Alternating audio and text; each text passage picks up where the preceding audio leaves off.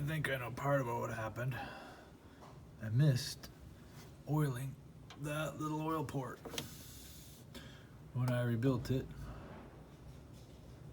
So I'm gonna see if I can drip a little bit in there. This old style chain oiler.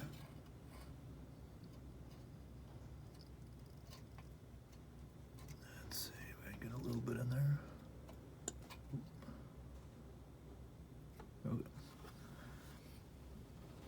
Okay. Be nice if I had seen that before.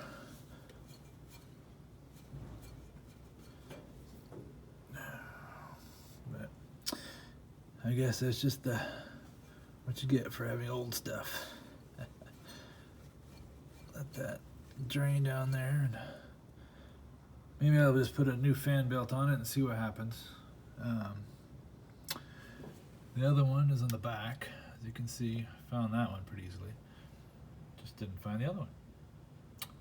So, but I did order a rebuild kit. So, either way, we'll get a new functional generator.